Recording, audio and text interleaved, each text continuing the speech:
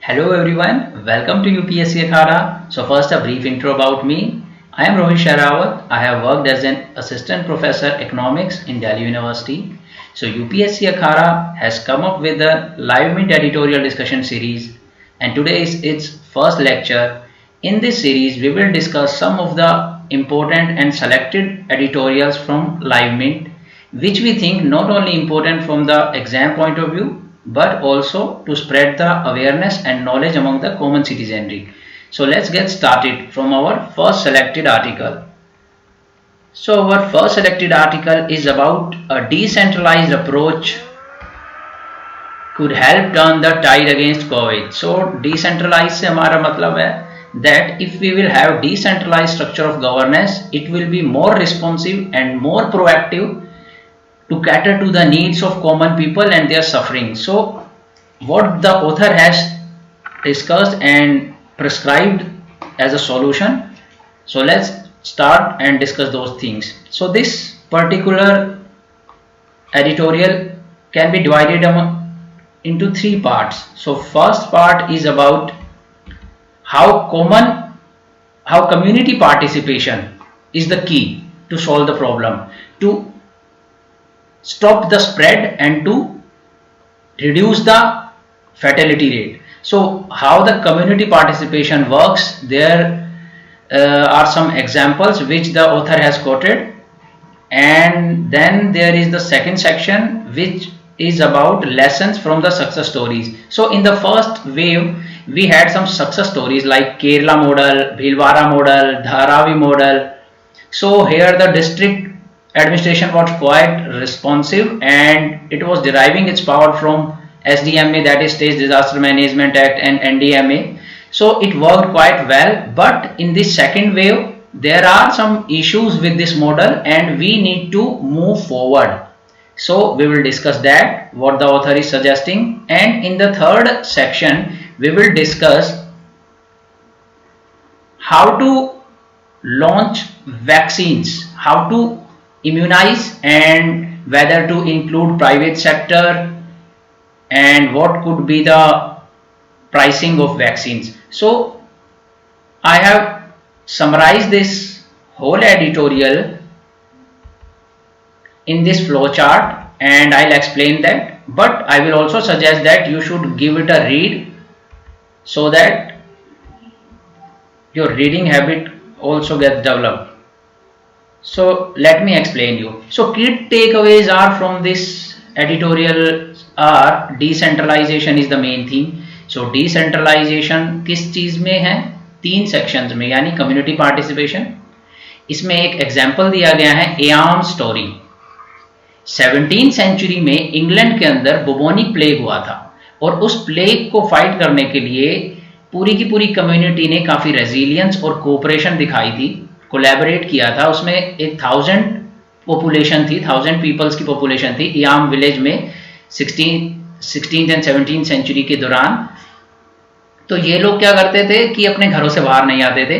अपने घर की मेन जो वॉल थी उसमें 6 होल्स बनाए थे क्योंकि 6 types of different currencies use होती थी, डिफरेंट कॉइन्स थे और वहीं से पेमेंट होती थी और खाना और बाकी मेडिकल सप्लाईज यहाँ पे प्रोवाइड करी जाती थी. तो इस बेसिस पर कम्युनिटी पार्टिसिपेशन से काफी हेल्प हुई थी. तो author is suggesting that if people will follow the rules of mask, sanitisation and avoid the marriage functions, then it would work as a breakwaters in the spread of coronavirus. So in the second theme it is talking about administration. So as we discussed, district level administration काफी effective था first wave में, but second wave में क्या हुआ? Second wave में spread ज्यादा massive है और ज्यादा इनफैक्ट द जो टाइम है ट्रांसमिशन का वो और भी कम है और सप्लाईज की नीड और भी ज्यादा है. तो डिस्ट्रिक्ट लेवल से सप्लाईज आने में, रिस्पॉन्स आने में काफी टाइम कंज्यूमिंग प्रोसेस है. तो our author and expert is suggesting that community level participation होना चाहिए, कम्युनिटी को एम्पावर करना चाहिए ताकि कम्युनिटी की जो रिस्पॉन्सिवनेस होती है वो ज्यादा स्पीडीली होती है. फॉर एग्जाम्पल, आपको हेल्प आपके नेबर से ज्यादा जल्दी मिलेगी rather than taking the help from the administration. So हमारे को community means panchayati raj institution को स्ट्रॉन्ग एम्पावर करने की जरूरत है, उन्हें रिसोर्सेज प्रोवाइड करने की जरूरत है। सिमिलरली वार्ड कमेटीज जो कि मेट्रोपॉलिटन एरियाज में होती है जहां पे 3 लाख से ज्यादा पॉपुलेशन होती है, और डिस्ट्रिक्ट प्लानिंग कमेटीज ये कॉन्स्टिट्यूशनल बॉडीज हैं।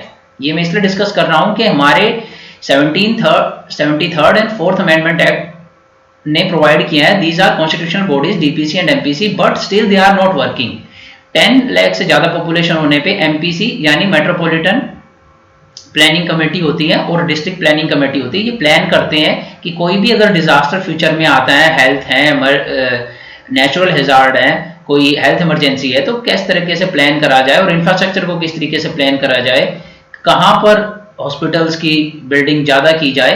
बट ये सारा का सारा स्ट्रक्चर सिर्फ पेपर्स पर ही है, डिसफंक्शनल है। प्लस हमारा इलेक्टेड मेयरल सिस्टम नहीं है, तो उससे रिस्पॉन्सिबिलिटी और अकाउंटेबिलिटी डिक्रीज हो जाती है एमसीडी लाइक बॉडीज की। तो ये बेसिकली कुछ इश्यूज है जो कि सेकंड एआरसी, हमारा second reform administrative reform commission जो रिपोर्ट्स इन्होंने जो सबमिट की थी 2008 में, वो भी ये चीजें रिकमेंड करता है। बट हमने देखा कि ये जितने भी इश्यूज हैं इन्होंने कोई भी रिस्पॉन्स इसलिए नहीं दिया है बिकॉज ये डिसफंक्शनल है बॉडी। वेयर एज केरला में ये बॉडीज काफी इफेक्टिव है, और Kerala is the only state which is having excess supply of oxygen right now. In fact अभी अभी प्राइम मिनिस्टर ने भी रिक्वेस्ट करा है ऑक्सीजन की सप्लाई के लिए केरला से। बट कैसे केरला सक्सेसफुल हुआ? Kerala has introduced Kudumbashree model. So Kudumbashree model is a kind of model which has also been quoted in the second ARC as a success story. और ये जो मॉडल है वुमेन लेड होता है। इसमें क्या होता है कि नेबरहुड में सेल्फ हेल्प ग्रुप बनाए जाते हैं वुमेन की पार्टिसिपेशन से। फॉर एग्जाम्पल एक कॉलोनी के अंदर वुमेन्स की एक ग्रुप बनाया जाएगा और वो रिस्पॉन्सिबल होगी काफी सारी एक्टिविटीज, जो हेल्थ फैसिलिटीज होगी या इमरजेंसी कभी आती है या नेचुरल हैजार्ड होता है तो उसमें वो हेल्प करेंगी, और एक दूसरे की हेल्प भी करेंगी इनकम जनरेशन में, पॉवर्टी की एलिवेशन में। तो ये मॉडल काफी सक्सेसफुल रहा है। इसी मॉडल के बेसिस पे केरला ने फ्लड का क्राइसिस भी 2016-17 के अराउंड जो हुआ था उसको काफी ब्रेवली फाइट किया था और उससे बहुत अच्छे और स्पीडी रिकवरी करी थी। तो ये लोग क्या करते हैं, नेबरहुड का सेल्फ हेल्प ग्रुप होता है और वो सेलेक्ट करते हैं वार्ड का सेल्फ हेल्प ग्रुप का प्रेसिडेंट और फिर डिस्ट्रिक्ट का। तो एक हायरार्की में सिस्टमेटिकली काम होता है। और ये जो कुडुम्श्री मॉडल है it's not exclusive from the government, ये गवर्नमेंट के अंडर ही काम करता है बट गवर्नमेंट के साथ कोलैबोरेट करके काम करता है, एक तरीके की पार्टनरशिप होती है। So it is a very successful model and it has not been discussed in this article, but I am giving you an additional information because this is reading between the line। वो model को actually उन्होंने coat नहीं करा है but वो वहीं से derive कर रहे हैं ये अपनी सारी परसेप्शन जो है और जो टेक अवेज हैं। सो इन एडिशन ये भी पार्ट नहीं है पैराग्राफ का इस आर्टिकल का, but it is also an additional information. Budget में एलोकेट किया था हमारी फाइनेंस मिनिस्टर ने, निर्मला सीतारमन ने 35,000 crore rupees for vaccines, but उसमें से अभी तक 3,000 सीरम इंस्टीट्यूट को दिए हैं जो कि कोविशील्ड बना रहा है, और भारत बायोटेक को दिए हैं 1,500 करोड़ जो कि कोवैक्सीन बना रहा है। बाकी के पैसे का क्या हुआ अभी तक कुछ नहीं पता है। तो what we can infer from this that ये काफी मनी है, इसको लीवरेज करके सबको फ्री वैक्सीन प्रोवाइड की जा सकती है if government wants to do that. But why free vaccines? Some of you will be thinking why provide free vaccines? That will be a huge cost to the exchequer and that will be a huge loss to exchequer and for the other developmental activities. But there is an economic case for free vaccines and that is what I have summarized over here. So take the case of sanitizer. तो sanitizer की कमी हो गई थी first wave में और उससे काफी ब्लैक मार्केट डेवलप हो गई थी। प्राइवेटाइजेशन की वजह से, प्राइवेट इन्वेस्टर्स की वजह से वो ब्लैक मार्केट जो डेवलप हो गई थी और हाई प्राइस हो गया था वो फिर बाद में लो आ गई थी। क्यों? क्योंकि डिमांड और सप्लाई मैच हो गए थे, क्योंकि प्राइवेट इन्वेस्टर्स ने जल्दी से प्रोडक्शन बढ़ाई। But can we say that similar thing can happen in the case of vaccine? No, because vaccine manufacturing और vaccine creation is a specialised job और उसकी जो फैसिलिटीज होती है वो डिफरेंट होती है। वो हर कोई इतनी संक कॉस्ट और फिक्स कॉस्ट नहीं प्रोवाइड कर सकता है और उसके लिए एक्सपर्टीज चाहिए होती है। तो वो इमीडिएटली प्रोड्यूस नहीं हो पाएंगे, इसीलिए we have to subsidise. Why we subsidise? Because of herd immunity. Herd immunity में ऐसा होता है दोस्तों कि अगर 4 बंदे हैं किसी कंट्री में फॉर एग्जांपल, उसमें 3 बंदों को वैक्सीन लग गई तो चौथे को जरूरत नहीं होगी। वाई? बिकॉज जो कोरोना वायरस का स्प्रेड होगा उसकी चेन को ब्रेक कर देंगे 3 पर्सन, बिकॉज वो इम्यूनाइज्ड है। तो यानी 4th बंदे को बिना वैक्सीन के पॉजिटिव एक्सटर्नैलिटी का बेनिफिट हो रहा है। So in this case total benefit जो है कॉस्ट से ज्यादा है। तो अगर टोटल कॉस्ट से ज्यादा टोटल बेनिफिट होता है तो in economics we provide subsidy case, means providing subsidy for such goods, for commodities और for such markets is beneficial for the economy. इससे होगा क्या कि लॉकडाउन की जरूरत नहीं पड़ेगी और लॉकडाउन की ना लगाने से जो जीडीपी बढ़ेगी उसकी कॉस्ट फ्री वैक्सीन से ज्यादा रहेगी। ऐसा कुछ इकोनॉमिस्ट ने कैलकुलेट किया है। Another thing is government free vaccine देने से क्या होगा, वो सीलिंग की तरह काम करेगा प्राइवेट वैक्सीन पर। प्राइस जो होगा वैक्सीन का वो सीलिंग की तरह काम करेगा। अगर फ्री प्रोवाइड करेंगे तो प्राइवेट सेक्टर जो वैक्सीन सप्लाई करेगा उस पर एक लगाम रहेगी, ऐसे ही स्काई रॉकेटिंग प्राइसेस नहीं चार्ज होंगे। तो एक चीज मैं आपको डिस्कस करना यहाँ मिस कर गया, मैं वो आपको बता देता हूं। प्रेजेंटली क्या स्ट्रक्चर है वैक्सीन प्राइस का इंडिया में। सेंटर, स्टेट, प्राइवेट सेक्टर तीनों के लिए डिफरेंट है। सेंटर के लिए 300 समथिंग प्रेस्क्राइब हुआ था और स्टेट गवर्नमेंट के लिए 400 और 600 प्राइवेट सेक्टर के लिए बोला गया। बट प्राइवेट सेक्टर के अंदर आपको जैसे कि पता है ब्लैक मार्केटिंग होएगी, क्योंकि शॉर्टेज होएगी तो उससे प्राइस राइज होएगा, ब्लैक मार्केट भी होएगी। और प्लस सेंटर ने प्रपोज करा 50-50% फॉर्मूला, मीन्स स्टेट 400 में से 200 रुपए देगी और सेंटर 200 देगा। इसी तरीके से प्राइवेट सेक्टर को भी वो बाकी का 50% शेयर देगा। बट इससे एक्सपर्ट्स कह रहे हैं कि करप्शन का एक बहुत अच्छा इकोसिस्टम डेवलप हो जाएगा, एक पूरा का पूरा नेक्सस डेवलप हो जाएगा और कमीशन खोरी होगी। तो इसीलिए why not provide it for free.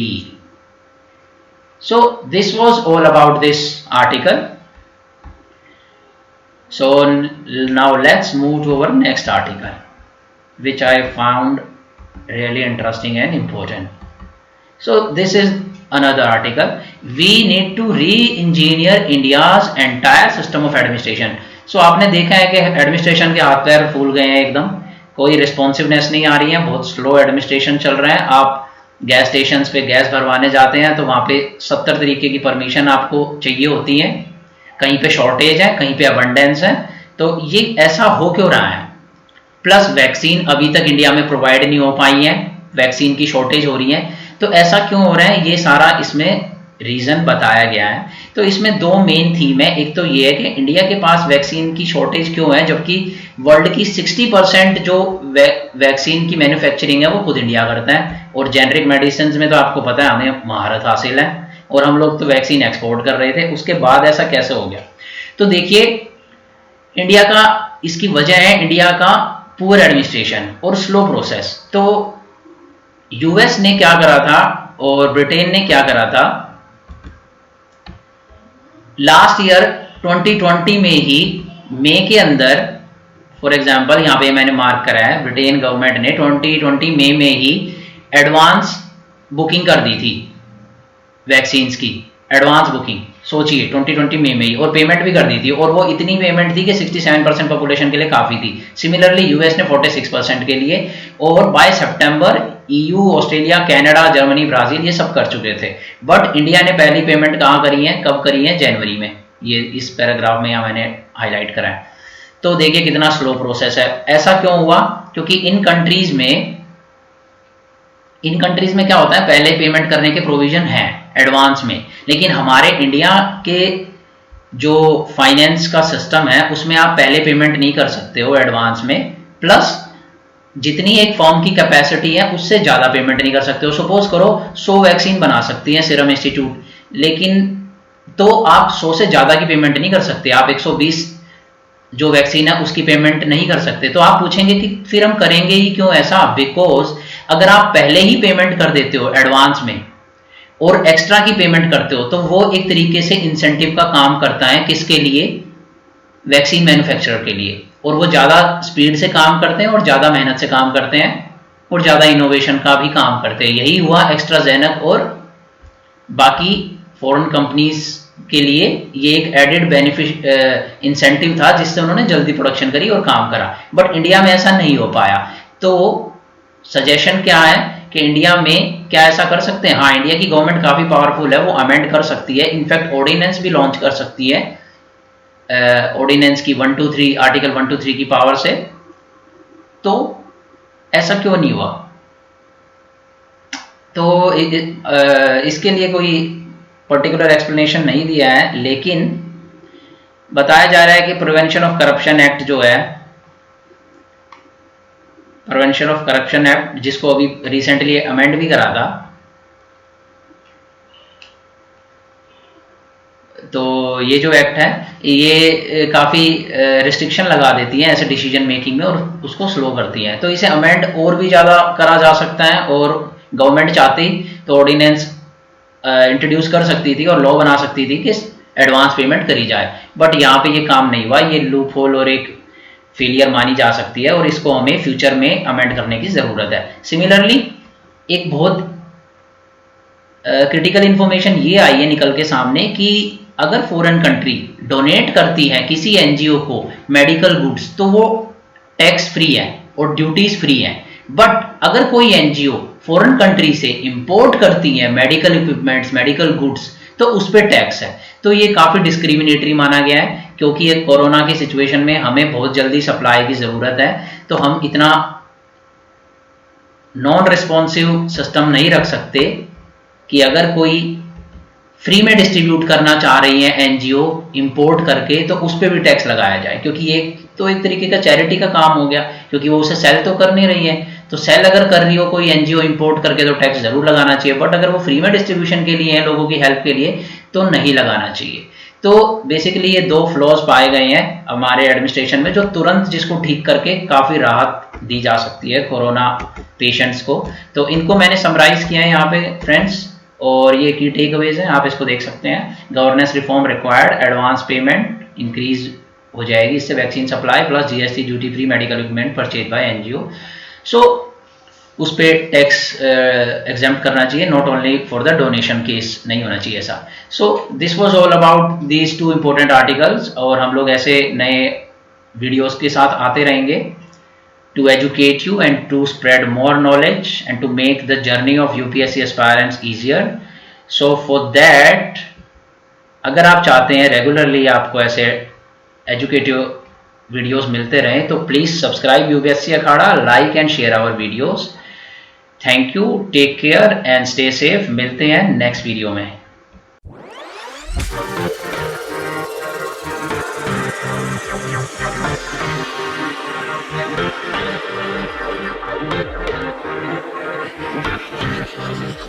Thank you.